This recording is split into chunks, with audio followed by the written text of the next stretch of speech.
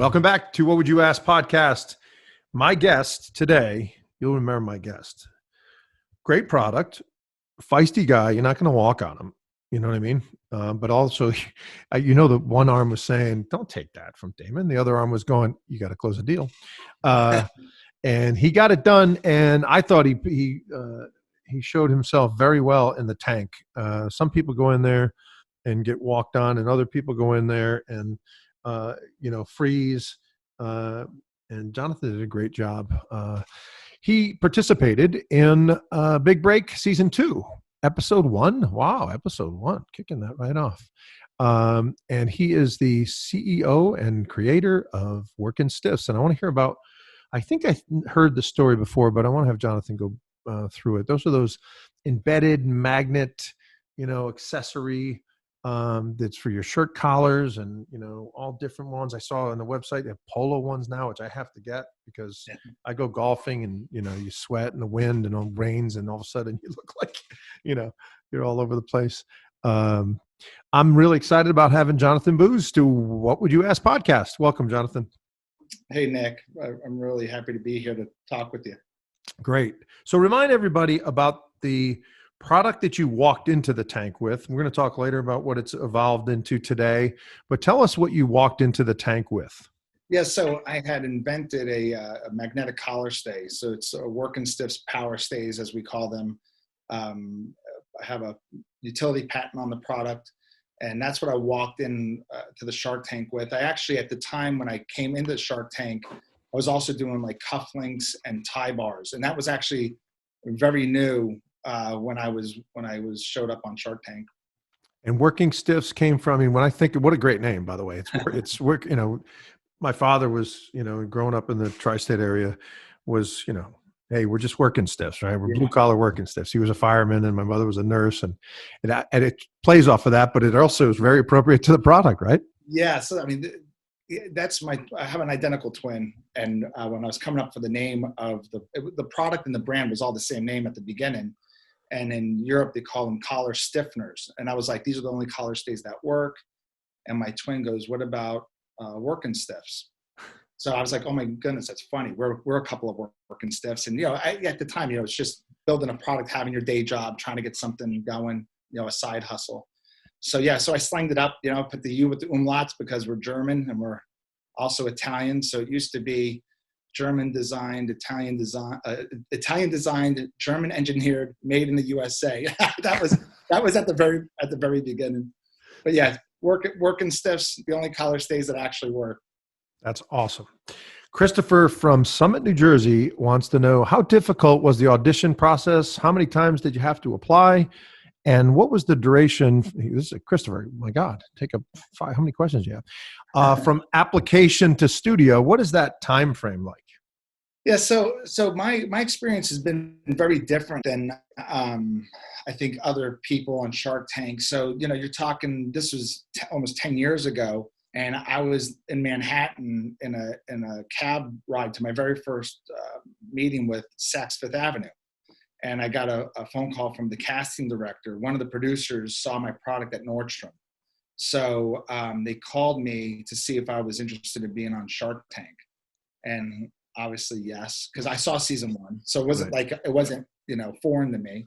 Yeah. And I was like, yeah, let me think about it. I'll call you back, kind of played a little coy. And then jumped all over the... Yeah. I'm literally going into the Saks meeting like, I'm going to probably be on Shark Tank. But but the process thereafter, so all that did for me really was get me ahead of the line. I didn't have to do like what you would consider like the cattle call process. Sure. A lot of these people have to keep on sending applications or standing in line. That part didn't happen for me. But there is a series of events leading up to leaving or to get chosen to get out to LA, which is a lot of videos. So you're constantly doing pitches on video to a producer. And at the time I did, you're trying to put the puzzle pieces together of, what's going on, how are they doing this? And to be very blunt, it was a very vigorous process because I had a business I was running, and it would seem like every 5 seconds they're calling me to do something else or do this and do that. And this went on for like every week for a couple of months. Wow. Me doing some sort of video. And I'm like, this is getting ridiculous. Jeez, like you don't have a full-time job. That's And Jonathan, your product, it's interesting because in reading about it, you got into the high end stuff. I mean, the stores you were in, it's not, and by the way, I'm not implying you should ever turn down Shark Tank in any way, but you had a mature product going in. Is that fair or no? I mean, that's so by the time Shark Tank approached me, I was already in business for about 5 years. So 2 years before that, my first major was Nordstrom. They're the ones that gave me the break into the majors. And we just aligned culturally. It was literally the right fit. Like any entrepreneur, you're just trying to get into any, what's the next level? So right. We were in men's specialty stores.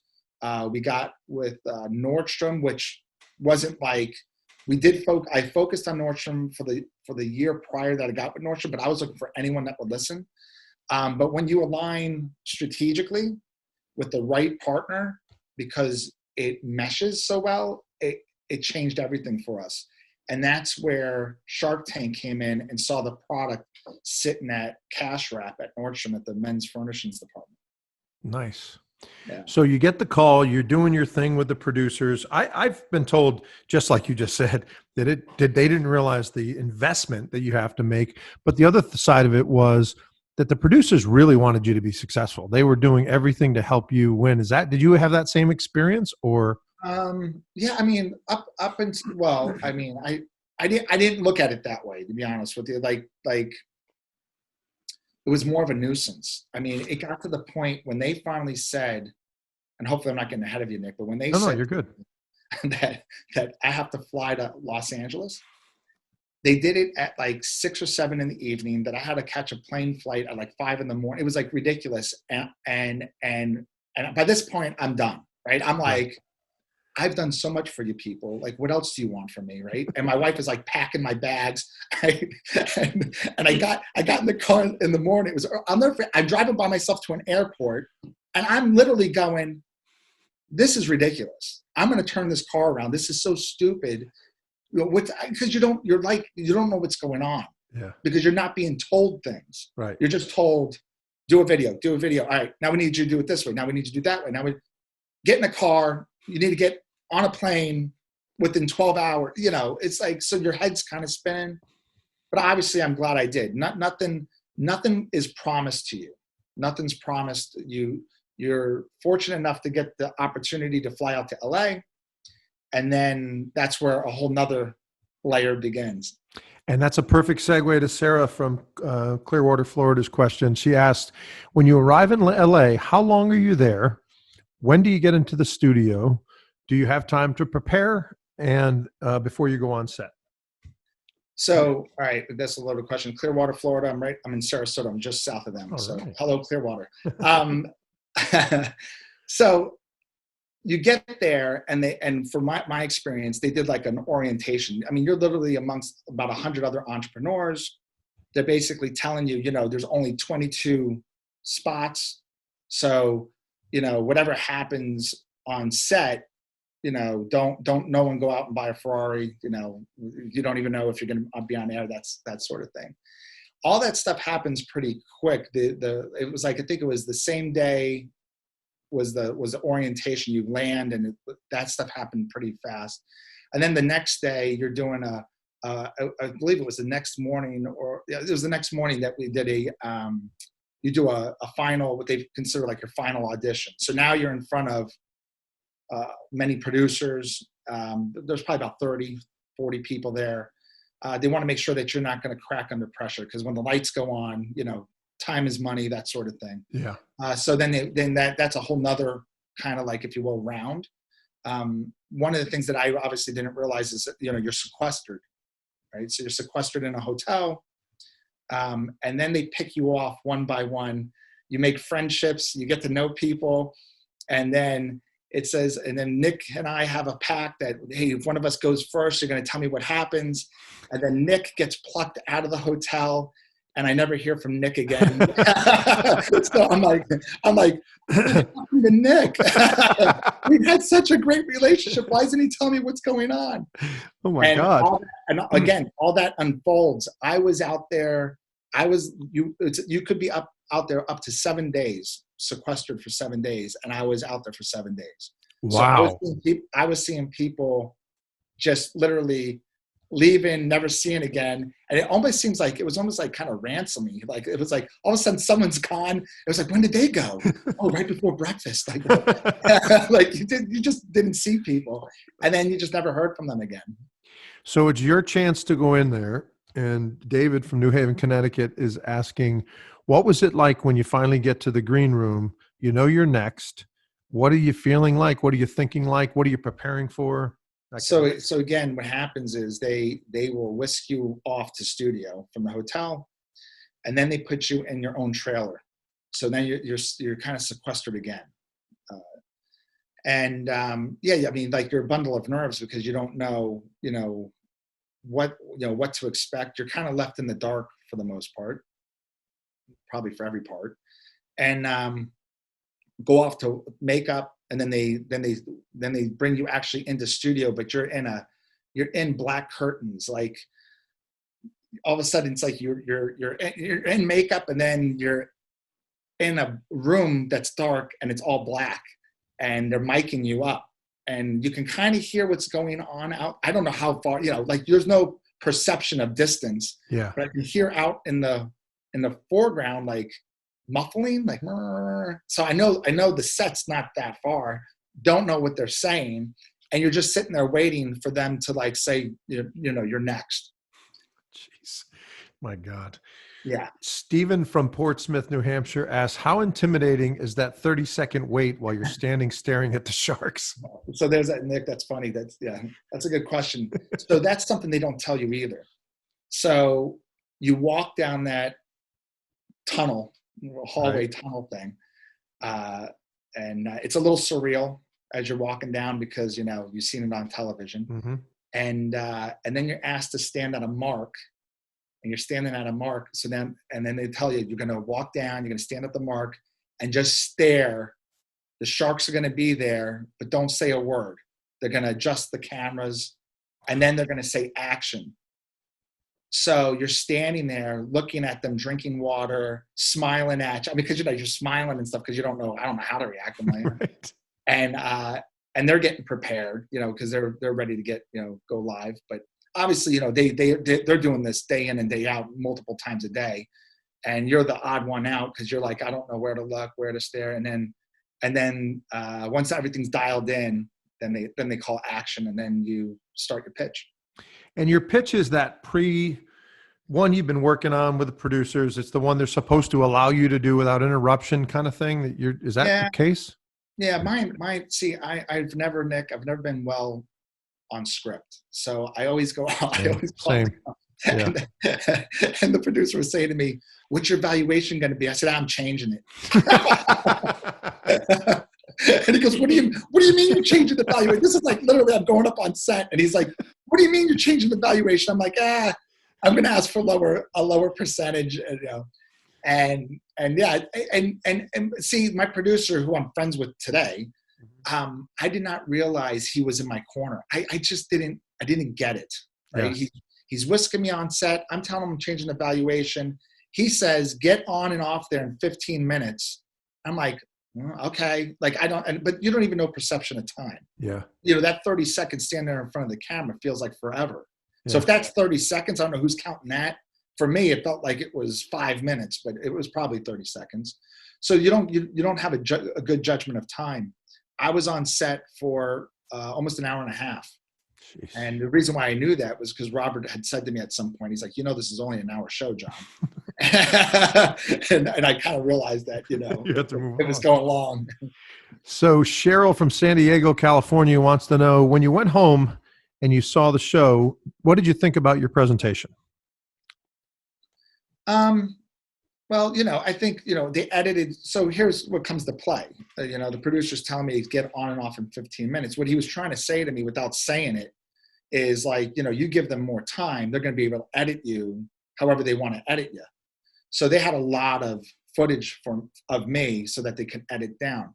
So a lot of the things that I've said or did on set, it's edited. Some of the facial expressions, some of the things that I said, what people don't realize is that Damon, he was the shark I was after. I knew he was in menswear. He did FUBU. That's my guy. I'm on season 2. I don't really, I don't have the knowledge and privilege of all these other seasons History. to realize. Yeah. Right. So Damon notoriously now is quiet. If he likes you, he's quiet. Quiet people make me nervous. Me So too. I'm talking and I'm waiting for this guy to speak, but he didn't talk. It was forever. So you hear me go, but you're taking forever. I remember that vividly, like it was yesterday, but it was forever. It was like he didn't talk for like 45 minutes to an hour probably. It was crazy. So, you edit that in 7 minutes. I look like a jerk saying, but you're taking forever. They're like, well, that was just 2 minutes. What's this guy talking about? Yeah. So let's talk about that, because we got a ton of questions. It's not even worth naming one because we got so many questions around that. To you is I looked at the video and went, I'm not sure where he jumps ugly to. I'm out. I'm just, you know what? I was going to give you a deal, but I'm just, I can't get a word in. I'm like, I didn't get that. It just seemed like I don't know. Damon sometimes just snaps, and I love him. I mean, I love him. He's an icon, but I didn't understand. And again, I didn't see that. I see 7 minutes, right? What you're talking about, and of 90 minutes. So give us your impressions of how that give and take went, and then Well, I think, retrospect, Nick, is like, looking back. I mean, I can see I can make a bunch of different like choices. Maybe I'm a quick talker. I get a little bit, flustered if someone doesn't talk, even in meetings today with big companies. I'm always trying to get people. I want to know their opinions, what they're thinking. Yep. So what had happened was, Mark Cuban was like a huge cheerleader for me. It was his first year on a Shark Tank. Loved the product, loved me. He was off camera going, and then he was giving me hand signals, and they were telling him, "You can't do that. You can't do that." He's like, "I can do whatever I want." He was trying to coach me a little bit. Barbara went out. See, Barbara was out. She's like, I don't wear men's accessories, that sort of thing. So when I was able to flip her back in, that's when I knew I had to get Damon. I had upset Damon because I was kind of like pushing him, and I wasn't letting him speak. I mean, point blank, that's true. I mean, even it shows on camera that's true. That's 100% true. Yeah. Because he was coming from a place, and I wasn't listening, and so I was assuming he was coming from a bad place. He was trying to give me a compliment. Right. But I wasn't hearing it that way. I was hearing it like, this is how these designers are, and this is, imagine working with this guy day in and day out. Right? So there's a lot of banter that goes on that you don't see obviously on camera or on, that's aired. And a lot of it, there's a lot of joking around, even with Kevin O'Leary, Kevin O'Leary is like, when I left Shark Tank or whatever, I was like, Kevin O'Leary is like the best kept secret. He's a real funny guy. And so he portrays this image on Shark Tank. Yeah. But I think with Damon, really, by the way, just to tell you, Kevin called the Power Stays spectacular. I mean, spectacular. That's call what me he Kevin. Said. Yeah. I think that's what happened with Damon. Damon, I kind of disrespected him, and that's why if I that's the last thing I want to do to anyone, right? It's like, I'm a working stiff. I put one foot in front of the other. If I disrespect you in any way, that's not where I come from. I'm passionate about what I do, and hopefully all the entrepreneurs out there are passionate about what they do. And I think I get a little ahead of myself. But I knew, he hosed me on my valuation just to rake me over the coals to get him into the deal. So I went like this in the camera. My head, I was bouncing back and forth thinking like, what should I do? What should I do? And I ultimately made the decision, I want to do business with these guys, Ethan from Salt Lake City asks, when you look back on this, would there be anything you change during your presentation? Obviously, maybe the Damon thing, but yeah, I think my segment got caught up into the dynamics with me and Damon. Mm-hmm. I think I would have been a little more focused on describing the product and what it does. I think kind of that gets lost. Like, you get it right at the beginning, but the whole conversation is about, the way we were interacting with each other rather than what the product does in the sales of the product. I mean, at that time it was like, I had Nordstrom, they knew it. I went into the tank with Neiman Marcus, Saks Fifth Avenue, and Bloomingdale's.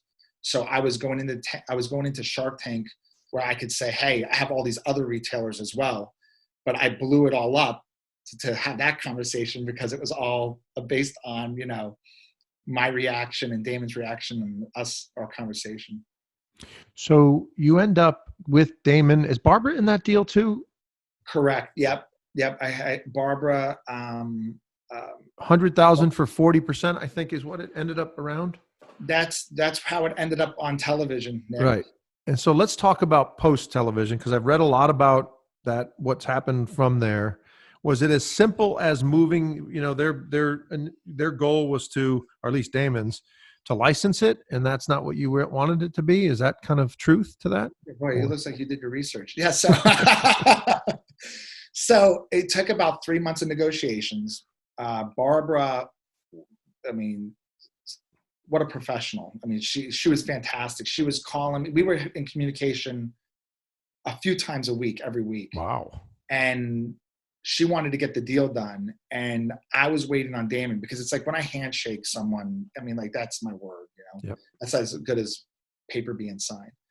So I wanted to wait for Damon and Barbara to have a conversation together, like the three of us. So it took about 3 months to get that to happen. And yeah, Damon wanted to license the intellectual property. At that time, I wasn't, that wasn't it was on my radar, but it was further out. I didn't want to do it right now. And he got that. He was like, I totally get what you're doing. I think he's like, you're a smart guy. You're already in these majors. And, if you ever need me, I'm here. And from that, I did cufflinks for Damon for years. We've had a great relationship, conversation and whatnot. But Barbara, then became a different dynamic. Barbara actually gave me a better deal than on air. And I stupidly, and I admit it, Barbara, stupidly didn't take the deal. I probably should have took Barbara's deal. Hindsight's 2020. At the time, you try to move forward, right? So it's like, at the time, I think it was the right decision. But if you remember the segment, it's like, and it's even still, I'm always looking for more than just money. The money was coming, and we were on a huge growth curve. I was looking for more, like some kind of strategic alliance where I could really add fuel to the fire. I think I underestimated Barbara, to be honest with you. I think that was where I went wrong with not doing the deal with her. I've learned through this, Jonathan, that it's amazing. I didn't, I knew Barbara from real estate, even growing up in the tri-state area, and just knew her reputation back in the day. And then she gets on Shark Tank. But I'll be honest, in watching them, she wouldn't have been my pick. In doing the research for this series, for the podcast, she is, it's amazing how many people love her. I mean, I thought first Laurie would be, obviously that wasn't a factor in your time, but people love Barbara. Like, she is the hands-on person. You mentioned 3 times a week. Cheryl said the same thing, that she was calling her, and the ladies that did the ice chips, the grandmothers, the two together, Bev and Charlotte, I don't know why the name just came to me. They said, Barbara said, hey, send me a basket and charge me whatever you want, because she was doing some outing and she wanted baskets for everybody. She from even getting off set, left set, your head spinning, right? What just happened, all that good stuff. She had her assistant right there in the green room waiting for me. Like, wow. Super uber professional. Wow. And she's got great follow through. And it's and I feel so bad because it's just, I should have taken the deal. Were you surprised? I was not surprised that, I thought when I first saw this show back in the day, I thought Robert would be more involved in it, because it's, he's a good dresser. He's a sharp guy. I know Damon, by the way, obviously it's his play, and everybody knew that. Mark wears T-shirts more than he wears anything else, right? So I figured he wouldn't be there either. Mr. Wonderful, if it's not black, it's out. So who knows? He can go either way. But I really thought Robert would get more. And by the way, he liked it. He said good things about it. It just, were you surprised he didn't get involved, or? 100%. I wanted to drive one of those Lamborghinis. I mean, I'm a huge Lamborghini fan. I was like, oh, I hope Robert's in it. Yeah, I was surprised. And I think even the deal with Kevin O'Leary, again, if this happened to me later on, like today, it would be a different dynamic. Yeah. Back then there was a lot of unknowns. But yeah, I think Barbara was a huge surprise for me because I wasn't even I wasn't putting in my calculations of her even wanting to be involved. And then Robert not being involved was kind of odd to me. Richie from Toms River, New Jersey, like I don't know where it is, wants to know, what was the most memorable moment in the entire Shark Tank experience for you? So what people don't know and what they didn't get to see is my wife was 8 months pregnant with our second child. And so she wasn't out there. She couldn't fly. So, but I went back into the tunnel. I asked if I could phone a friend, right? Remember when they used to do that? Yeah. So the most memorable time was then talking to my wife, trying to figure out what I should do. And the camera popping out of nowhere. I don't even know where this cameraman came from. He popped out of some hole and he was circling me like a shark with a camera in my face as I'm on the telephone with my wife. And that's like the biggest moment for me personally that I remember that was never shown on air. Oh, I was going to say, I don't remember seeing that. That would have been funny. How about any misconceptions? We hear different things about Shark Tank, and the viewers are always asking, when you went there and you saw things and you interacted with people, did you go, hey, I didn't realize that? Any of that come to you as a fan, and even though you're a Shark Tank entrepreneur? Yeah, I think you don't realize how. This might be minimal. You're pretty close to when you're talking to them. I don't know, for some reason it seems further apart on camera than when in person. Yeah. It's those little things like, again, I saw season 1 before I went on set, but it's like those little things that mess with your mind. Even going into the tunnel, it's like you're it feels like you're in a warehouse and these doors open up and then everything's like, there's this fake reality inside this warehouse or something. Yeah. It's odd. And for me, I'm very detail oriented and very visual. So those are the things that kind of like knock me around a little bit, like trying to figure out like what, who, where, what, when. Are the swimming sharks, are they up, that video up when you walk into the tunnel? Okay, yep. It is. So okay. Yeah. I remember them being they were going. I was going to say, if they're green screen or something, that would be really disappointing. Like you walk in and I think the flip goes with the actual sharks, like, their personalities. Everybody was super nice. I mean, and people, right? So you just haven't, I think I found myself getting into a groove where I forgot that the cameras were there and I was having conversation, and then you're kidding around and you lose focus. I did, at least. I lost focus kind of why I was there, and realizing like I'm trying to have human interaction and they're trying to cut a television show. One of the entrepreneurs that I interviewed, I forgot who it was, said he was walking down the aisle and two things surprised him. One, just before he went, the producer said, just keep walking, the doors will open. So don't stop, just keep walking. That was one. And the other thing he said was, I don't know why, but when I walked through the door, I expected to hear the music. Dun, dun, dun, dun, dun. And he was like, there was no music the whole time. It was like, where's the music? That was just interesting. I don't know why I mentioned that to you. So let's talk, before we talk about what's going on with your product today, let's talk about the Shark Tank effect. You leave the thing, you go back, what's there, maybe a couple of months, Jonathan, before it airs, or is it longer than that? Or yeah, it was about 5 to 6 months. Yeah, okay.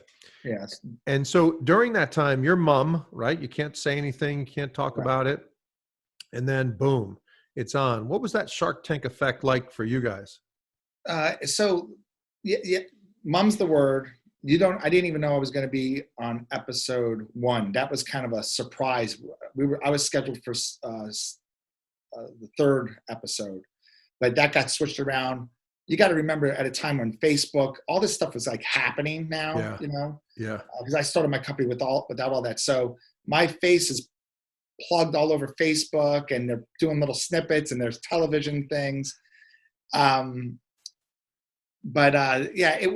was that whole experience of that airing and all that kind of hype with it was like totally unexpected.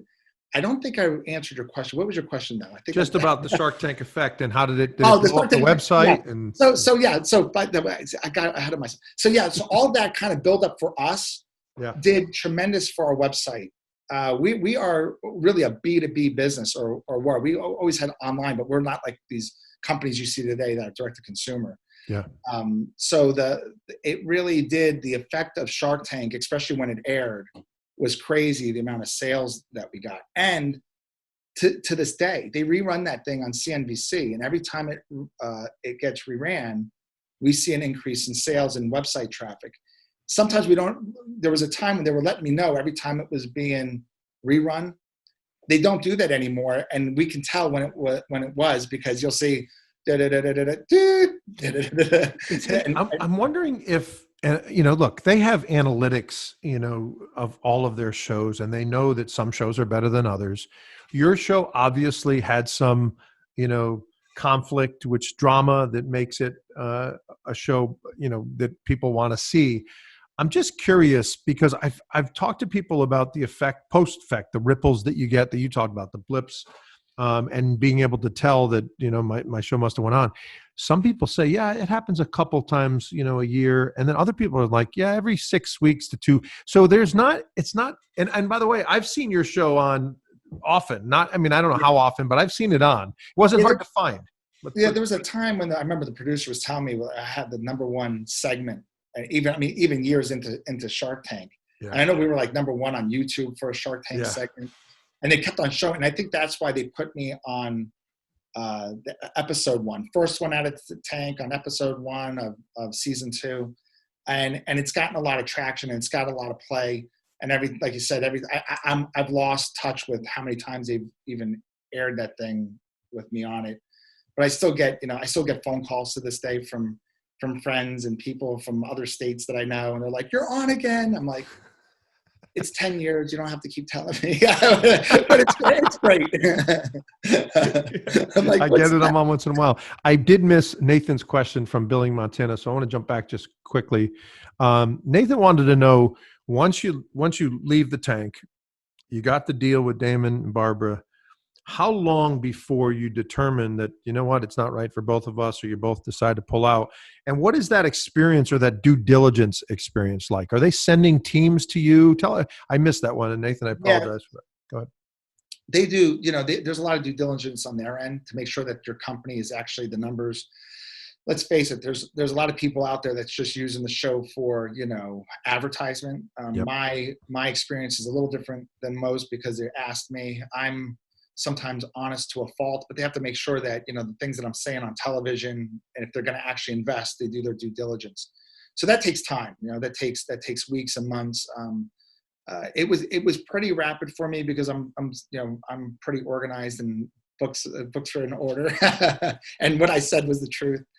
And, but what the conversations weren't that long when we found out we didn't align with where I saw the company going.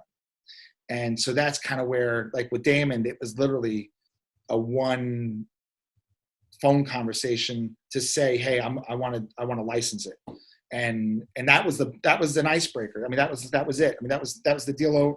Game over for that. And then it was like literally the next day, Barbara called and she goes, "Okay, Damon's out," and I'm like, "Oh, news travels fast," and so I'm talking to her. And at that time, you got to understand as well, I was on a show called The Big Idea with Donnie Deutsch, mm-hmm. but that was the only show that I was on. And we were trying to get on the Today Show with the product. And that actually happened. We were on the Today Show for that Father's Day, and then holiday, and then next year, Father's Day and holiday on the gift segments. Mm-hmm. And that happened all organically. But, obviously, Shark Tank had an effect on that. I mean, you kind of, they know you're on a television show and it's popular. They want to show that product. So that's kind of what happened there was, after the show, it took about 3 months, like I said, but it was really to find Damon and kind of see where he was at. But the decisions happened pretty quick once they did their due diligence. Yeah. One quick question before we start talking about what's going on with Wurkin stiffs and power stays and all of that stuff.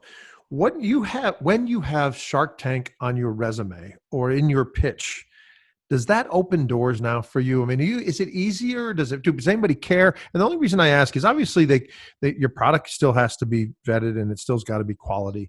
You and your team have to be like on point. We get all that. But the vetting process, that if I'm a retailer or I'm a buyer, that Shark Tank does is like someone that's already, it's like hiring somebody from the military. They're coming with discipline, right? If I hire a Marine, I know what kind of guy I'm getting. Oh, you've been the Marines 10 years? Come on in. And by the way, watch my kids this weekend because I trust you. But anyway, is there any of that, or is it, no, you know what? I'm just another guy. I got to go. And you know what, to be honest, my experience, again, I think Shark Tank might help them like pause, maybe listen to you for 5 seconds longer. Right. But it really hasn't opened up the doors retail wise like I thought it would, to be honest with you.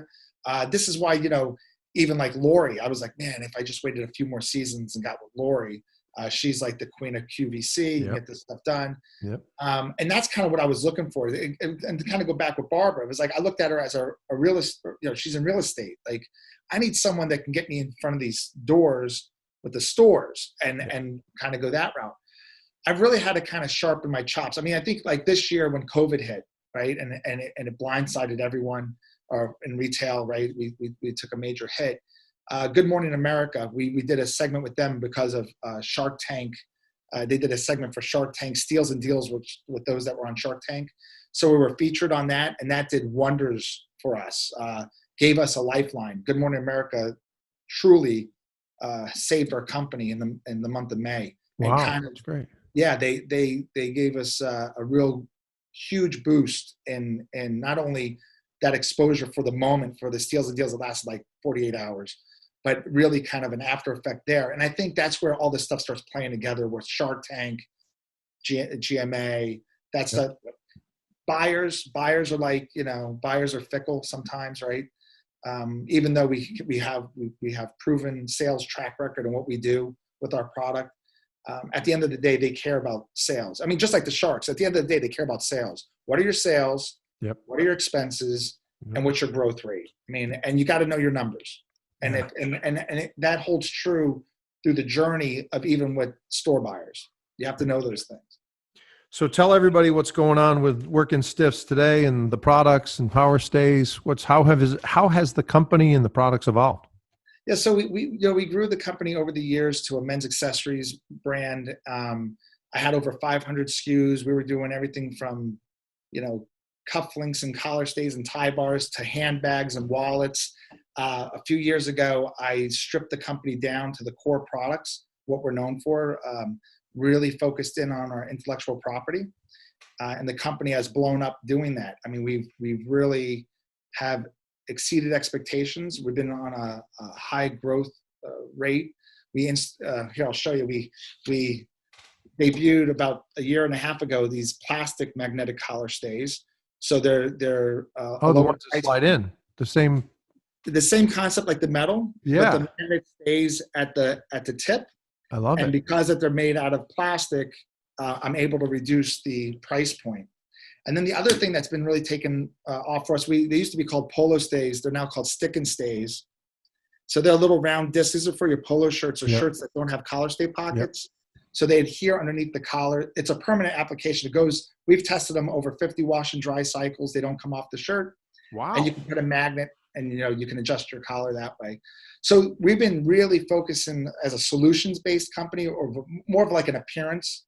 We kind of improve your appearance. And even with COVID, with all these Zoom meetings, like in the podcasts, like we're doing now, we're really championing behind people to stay dressed up. Yeah. Hey. It look good, feel good, Yeah. Hey, I want to ask you about the magnets. Are they still exorbitant costs to having magnets part of any of your products? Yeah. So, the magnets we use, like we have a proprietary blend of magnets. They're super strong in magnet pull force, as well as the magnet itself not breaking apart, because a lot of these magnets are known to be brittle.